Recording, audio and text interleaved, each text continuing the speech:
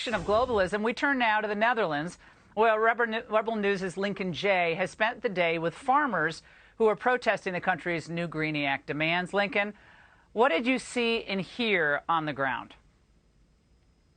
Thanks so much for having me on. So I arrived in the Netherlands yesterday, and so far we've covered a group of farmers that are protesting just about an hour and a half outside of Amsterdam.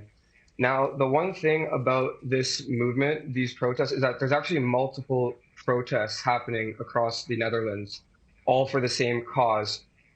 So there isn't just one big group of protesters. It's they're kind of scattered through the country. But what it is really reminding me of is what we saw with the truckers in Ottawa back in February.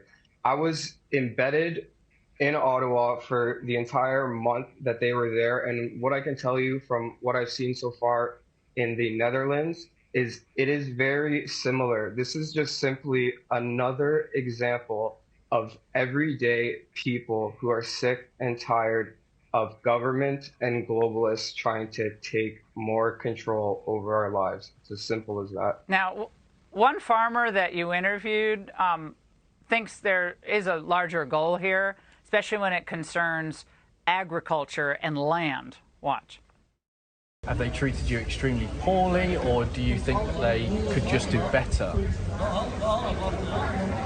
Of course, they can do better, but we believe it's part of a bigger plan. They need our land. They don't need our nitrogen.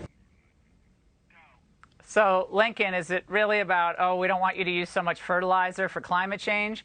Or do they want the land that these families, some of them have been working for hundreds and hundreds of years? Yeah, farmers who have had their land in their bloodline for generations are now at risk of potentially losing it.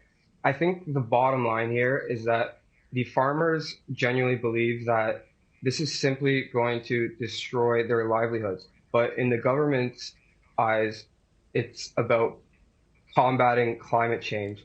So there's a lot of things going on here. I think these new environmental policies are just going to make it practically impossible for the younger generation here in the Netherlands to get into farming.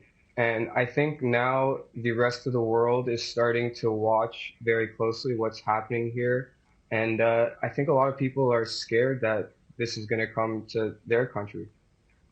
Well, we have a lot of big landowners in the United States, don't we? Bill Gates is one of them, and we have other people who own hundreds of thousands of acres and have taken it out of agriculture, and a lot of people want to know why. Lincoln, thank you for being